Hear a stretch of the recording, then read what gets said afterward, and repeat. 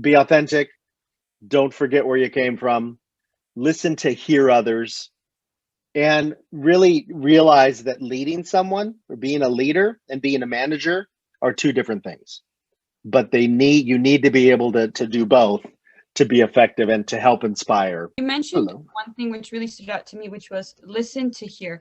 And I think that a lot of those conversations sometimes involve critiquing somebody or offering criticism for another person on how they can get better. And sometimes we can resort into a sense of defensiveness where we're actually listening to respond. You know, we're waiting for that space to respond so that we can make our point and not really listen to what we need to grow on.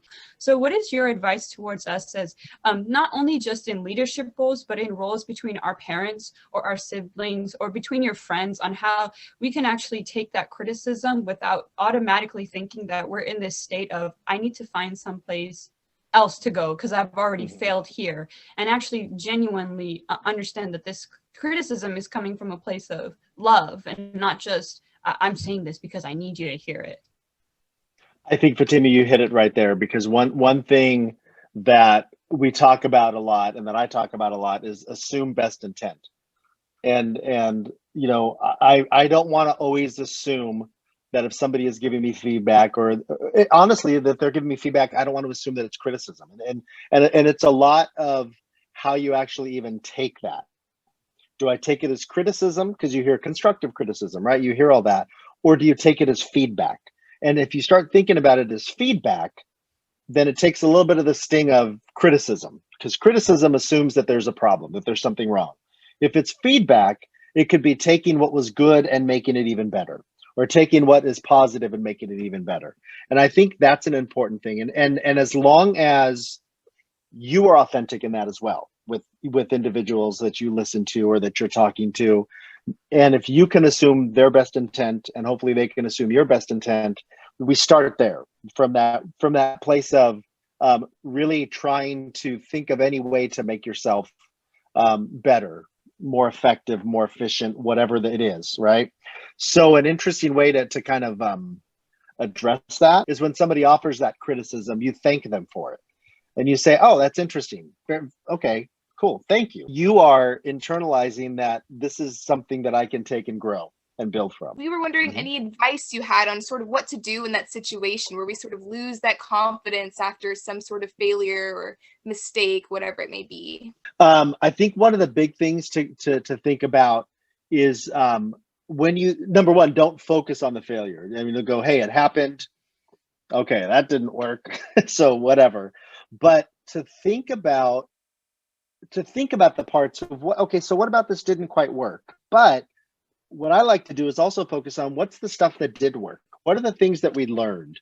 What are the things that now I know this person or that person or whatever the project is? When something happens that didn't go the way that you want it to, I personally give myself 24 hours to kind of wallow in the sorrow and to be sad and to be angry and to do all that stuff. 25th hour, I'm like, all right, so let's look at it, see what we need to do different, see what project, is it worth it to me to go deeper into this thing? So is that something really that I need to do? Or is it something that we need to look at it in a completely different way and think about it? And know that if it's a failure, it's not just on you. What advice would you give to us to learn from other people? Huge. That's a huge thing. And it's interesting because, I haven't been in the classroom with students with for probably 15 years now. But now my role is a little bit shifted, where I'm actually teaching teachers how to teach. One of the most important points of that, Erica, is that I teach the teachers that you've got just as much to learn from your students as they have from you. And in many cases, you can learn much more from them than they can learn from you. And I think it's being open to that idea. The hardest thing, particularly in history, that I've noticed when I'm training like high school teachers and others, when I tell these teachers, you may not know everything, and that's okay. You don't have to be the complete expert in the room on whatever it is. It's okay to say, I don't know, let's find out together. because I know for me personally, both, you know, my personal life as a student and as a family and as a teacher, some of the coolest moments I've ever had is when we all learn something together and when we all figure that out, and that kind of moment of discovery. Because if it was just a matter of my students or my kids asking me this question and I just give them the answer, that's easy. That's is what it is. But when we can say, I'm not sure, let's check it out, that's a really cool thing. So I think the best advice that I have is for when I'm talking to my teachers, it's to keep that open mind, to say you don't have all the knowledge, period.